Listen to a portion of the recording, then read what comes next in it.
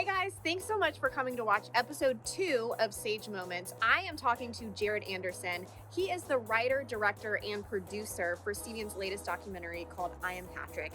And he's a husband and a father. So we get into, details about filmmaking and what's the pitch process like. What did you learn from it? I definitely asked him to share some advice with young filmmakers who might be watching. But then we also talked about life outside of work. How do you balance it all? Be sure to watch this. And if you like it, let me know in the comments below. And if you want to learn more about I Am Patrick, just go to iampatrick.com. I know you guys are going to like it.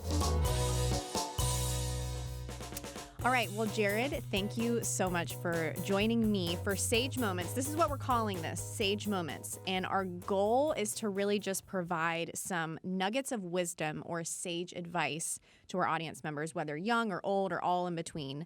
And we also believe that you don't necessarily have to be in your sage years to provide sage advice. And clearly, you are not in your sager years. But we wanted to talk to you because not only are you writer, director, producer for CBN's latest documentary series, I Am Patrick, but you're a dad and you're a husband. So I'm super excited to talk to you today. Yeah, thanks. Thanks for having me on. Yeah. It's fun. Yeah, it's going to be fun. It's fun to talk about it now when it's like all kind of done. For those who aren't aware of what I Am Patrick is, kind of just share, what is I Am Patrick? Yeah, I Am Patrick. So it's a docudrama. So it's kind of a mixture between a documentary and like a narrative film. But it's about St. Patrick and the true story behind the myth and legend. And most people don't know that he was actually, grew up in Roman Britain. He was not Irish. Wow. And he was captured by Irish pirates, taken to Ireland, enslaved there. And then where he kind of returned to his Christian faith, he heard the voice of God, ended up coming back to Ireland and converted most of Ireland. Wow, that's incredible. I can tell you I did not know those things. Like even when I've been seeing the trailer, I'm like, wow, I'm truly excited. I got my ticket. Hey, I'm going to see it. I'm super excited. I'm going to see it with my dad. But there's so much more to this man, and I'm so happy that CBN has taken the initiative to tell the world about him. Yeah. But what attracted you to I Am Patrick? What attracted you to St. Patrick and the real story behind the man? I was looking for stories to pitch, and I watched an old story CBN had done years and years ago on the life of St. Patrick. And I said, wow, that was really cool. I didn't realize all that. And then I got online and I read, I didn't know this, but St. Patrick, we have his writings from the 5th century. Wow. I mean, we're talking the What do you mean, CBN or? No, yeah, CBN only has it. We're the only ones. We're the only one who, But we actually, so online you can find them. They're accessible to anybody. Wow. And writings from the 5th century. So I started reading these writings and I was like, oh my gosh, here's a real person from the 5th century who's vulnerable and real. And I think I've read a lot of historical documents. They're really boring. Yeah, I'm sure. And they're not very personable. But I was like, in Patrick, I found this man who was relatable, but who's also this incredible missionary who stepped out in faith. And I was really moved by it. And I thought, there's so much more here. Why are we not telling the whole story? Yeah. So that's kind of what got it going. Yeah, that's cool. Well, do you relate to I Am Patrick I keep saying I Am Patrick. Do you relate to St. Patrick in your own faith walk? I do, yeah. I think for me personally, I got saved when I was about 18. Okay. And I used to be part of the Mormon church, and my parents kind of stopped going for a long time. Okay. And then I became a Christian.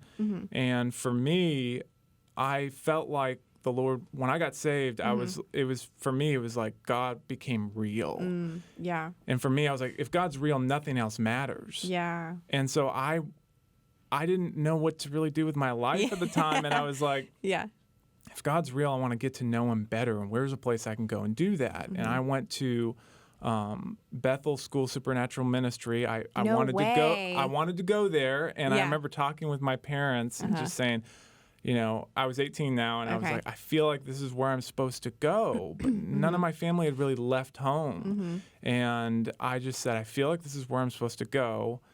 And at first, my mom kind of said no. Well, were they still in the Mormon So church? they weren't. Okay. It was just kind of like we just didn't go to church and we weren't really involved in our faith at all. And so for me, when I was like, I feel like I'm supposed to go there. And I remember they were like, especially my dad, kind of like, well, what are you going to get from going down there and doing this? Like you're going to get a degree? No. So you're going to pay money for this? Yep. And you're going to leave the family and go down there? Yep.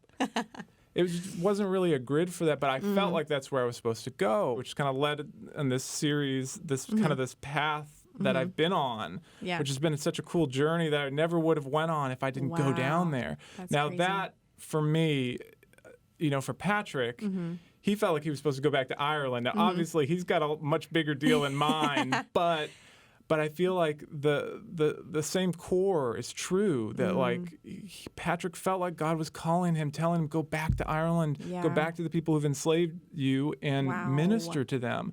And so for me, I saw, but he struggled with it. Yeah. It wasn't like he's this saintly person who's just, doesn't, easy. Yeah. No, he struggled with it and he wrestled with it. And even when he went back, it was challenging.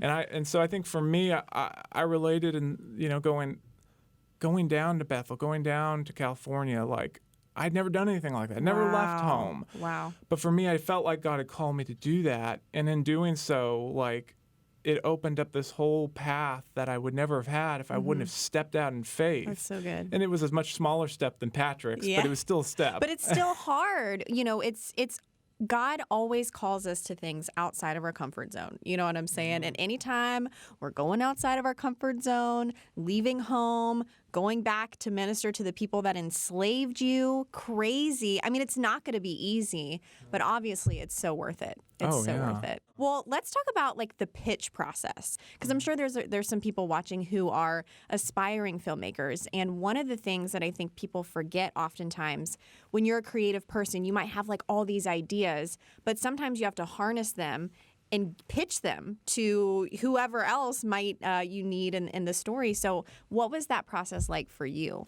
And what advice would you give to others who need to learn how to do that? Sure. No, the pitching process is an interesting one. Yeah. I think it's different wherever you're pitching or wherever you work. Yeah. At CBN, it's probably a little bit of a different process, but I think it was a big learning experience for me because I felt like at first I have to have these really well-developed ideas and have done all the research and have these great proposals together.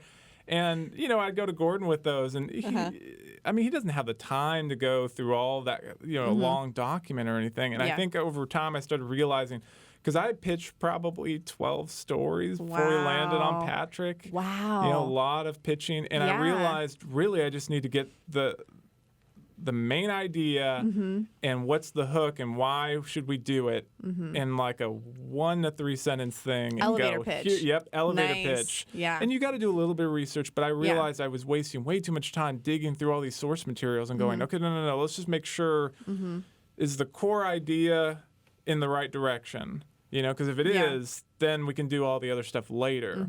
So for me, I think finding that out has really expedited my pitching process, but realizing it's just, you got to tell it. If you can't tell it in a couple sentences, then you don't know the story. Ooh, that's powerful. Well, I think it's also an encouragement to hear that was your 12th story. So I think a lot of people get discouraged when it's their first idea and they're like, okay, this is this is it. This is the idea. And then it turns out not to be. Yeah. So that's encouraging to hear that, it wasn't the first rejection, so to speak, for you. And I am Patrick was rejected. No way. Yeah, I pitched it a second time. Oh my gosh! And that's when it clicked. And that's when it finally kind of made its way through. So sometimes you will get rejected, and sometimes don't give up on it. Yeah. Because it may just be. Sometimes it's timing. Well, how did you not lose heart in it all? Oh, I think filmmaking can be a heartless process. Yeah, I'm sure. Yeah, I think you just start throwing stuff at the wall until you start seeing. I think one of the biggest things for me I've had to learn, and I'm still learning this, is to not take things personally. That sometimes, it's writing is rewriting and pitching is repitching. Yeah. And so I think you just have to keep digging until something sticks. Yeah. And realizing that sometimes that's just part of the process. Yeah. Sometimes it's just not going to be easy. You're not just going to walk in there and, on your third pitch, you're going to get it, Yeah, definitely. Well, let's talk about the process, the filmmaking process. So, what was that like for you? I mean, you guys filmed in Ireland. We did, yeah. So how long was filming? I mean, just share some highlights. We filmed 15 days in Ireland, and then we had done 2 of those days was in England as well. And so it was an incredibly fast shoot. Wow. Yeah. I mean, when you look at the wide variety of locations and everywhere that we filmed and all the different people, we kind of got away with murder. I mean, we had a really good team. I had a really good producer that I worked with over there. Her name's Sarah. But I think there's just so many different facets. We're filming all over Ireland, and we got to be here, and we got to be there, and then the weather, needs to cooperate because 80% of it's filmed outside. Wow. And Ireland's kind of known for raining a little bit. That's right. Yeah. And I even had some crew members. Many of them are not Christians. One of them even said, "I cannot believe you didn't get rained out one day." Not one day. We didn't get rained out one day. Wow. Not even half a day did we get rained out. Oh my gosh. And he even said, he goes, "You didn't even have any rain days." And one of the iconic scenes in the film, I call it iconic. It's iconic for me, maybe not for everybody else. Yeah. But the opening and the ending scene with John Rhys-Davies walking on the sea cliffs, we use in the trailers a lot. It was supposed to rain. Wow. And that was our one day. We had this big shoot with John Rhys-Davies, and here we are on the cliffside, and we're coming up, and there's this big rain cloud that we can see. I'm like, please move off to the side. I'm like, Lord, come on. Yeah. You've come through. Yeah. And we ended up having this amazing sunset and this so golden cool. hour that was incredible. Yeah. So I think filming, when you're a Christian, you have God and God's behind it, and there's prayer. Like, I feel like, gosh, I can't imagine making films without that. I know. I can't. Yeah, seriously. Well, let's talk about John Rhys-Davies. So you're a Lord of the Rings fan, right? I am a Lord of the Rings fan. So he was in Lord of the Rings, right? Yes. What character did he play? He played Gimli, the dwarf in Lord of the Rings. Okay. So what was it like working with someone of that stature and that notoriety? So funny enough, he was one of the people. I actually started looking, Patrick was technically, people say he was Welsh, and, or British. So I started looking up who are some actors that are older that would have who are, really talented with voice, with doing voiceover narration. And John Rhys was one of the first people that came to mind. But originally he was just supposed to do the narration. Really? Yes. Oh my gosh. And so when I went over to do my location scout, Sarah, my producer, she was able to lock that down with John Rhys-Davies, which we were so excited. When that happened, I was like, this is incredible. And That's so cool. he totally worked it out with us and was going to do it. But we just I needed to go over there. And I was like, that's fine. I'll be over there for the location scout. So we made it all work. I got there, and, I'm sitting down in this voiceover booth, and I hear him singing as he comes down, and he's just and he just kind of comes down and sits down, gets some tea, and we just had this great chat. And the man sat down and literally did the best voiceover read I've ever seen anybody do. Wow. I mean, he just knew what to do with the words, things I would never think, read it this way or do this way. The man was at such a caliber. I was like, I gave some direction here and there, but in the end, you just let him work. Yeah, I mean, he just knew what to do. Wow. And so after that, before the voiceover recording, we were kind of working on casting and trying to cast somebody to play old Patrick. And we had already cast our middle-aged Patrick, who's Sean T. O'Malley, phenomenal actor. Awesome. And then I think we had already cast young Patrick, and they look a lot. Young Patrick, Robert McCormick, he also acted in Professor and the Madman. Okay. But he also looks so much. So they're like two really talented actors. They look alike. So we're like, okay, we got to find somebody who fits with these guys. Yeah.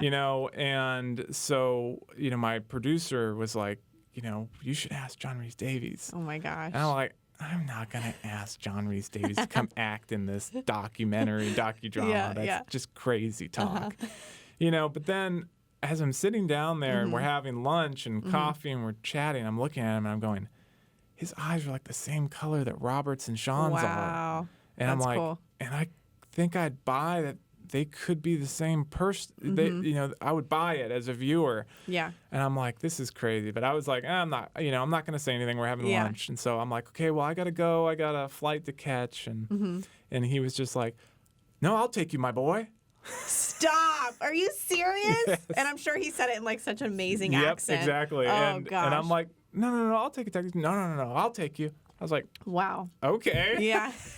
I'm not going to say no to that. Yeah, of course. And so we got in the car, and as they say in Ireland, I'm going to chance my arm. I'm going to try. I'm just going to ask, and we'll see what happens. And so I just said, John, I know this would be way beneath you, but would you consider, playing the role of old Patrick in the film? And he just kind of looked over at me and said, that wouldn't be beneath me at all. Reach out to my agent, we'll try and make it work. And I got into the airport and I called my producer and I said, he said he's going to try and make it work. And That's we both amazing. were just chatting on the phone and I just said, this is going to happen. I just know it's going to happen, even though it hasn't been solidified. I just said, I know it's going to happen. Wow. And it did. Yeah. Well, how did your faith grow throughout this entire process? Like, what did you learn something new about God? Did you receive a revelation? How has your faith been impacted by this process, by this film? Yeah, in a lot of ways. I would say it's been challenged in a lot of ways as well.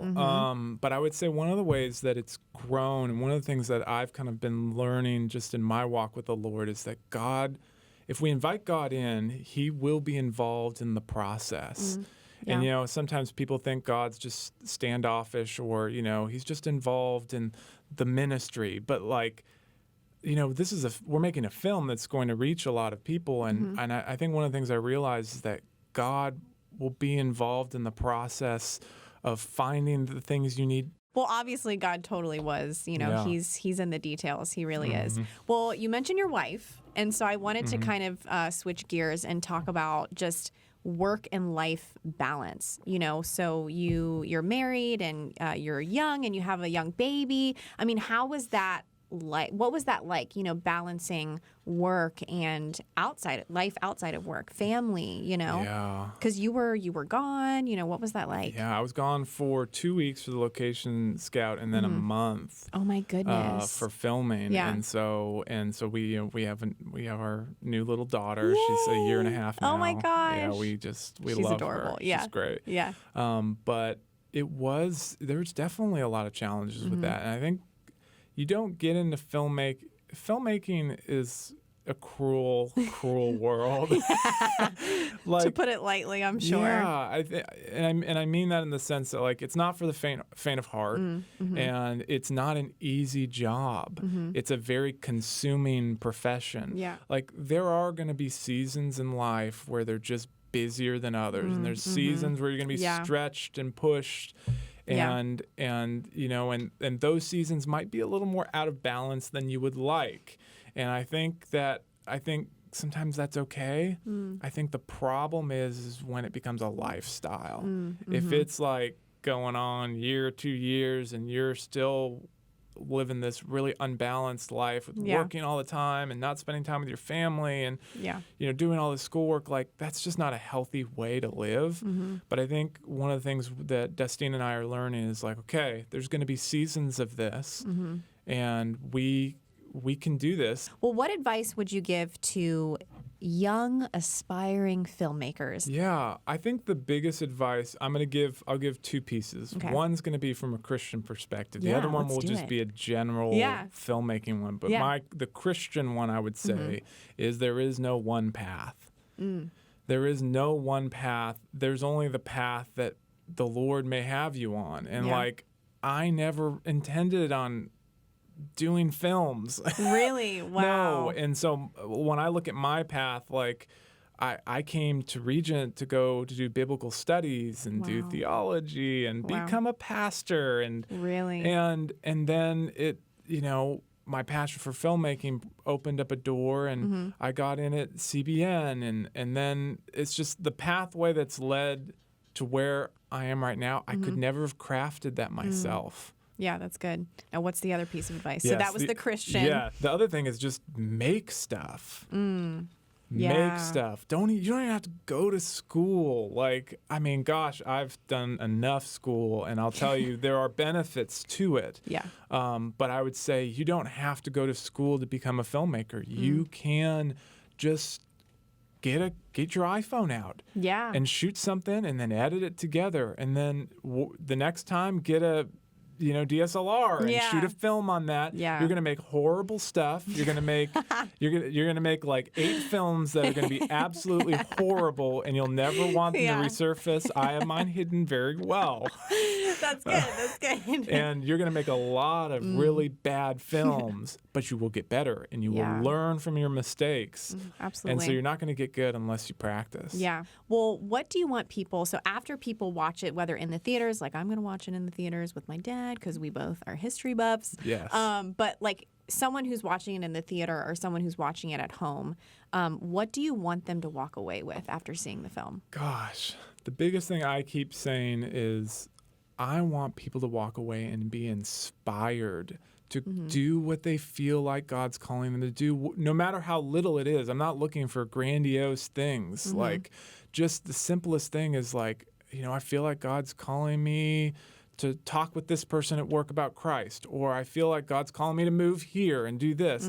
Like, I want people to walk away and go, Patrick stepped out and he did what he felt like he was called to do, and in doing so, he impacted the world. Like, we're still talking about Patrick. Yeah. It's amazing the amount of purpose and what you feel knowing that you're following God and you're where you're supposed to be. Yeah. There's such a sense of purpose, such a sense of being that's just you're not going to get that doing anything else in the world. Yeah. I love that. I love that. Well, Jarrod, thank you so much for being here. You. Thanks for giving so us much. some good sage wisdom and advice. I'm hoping I'll learn more things and get better at doing some things. I'm sure we will. But yeah, thanks so much, Great, Jarrod. Thank you.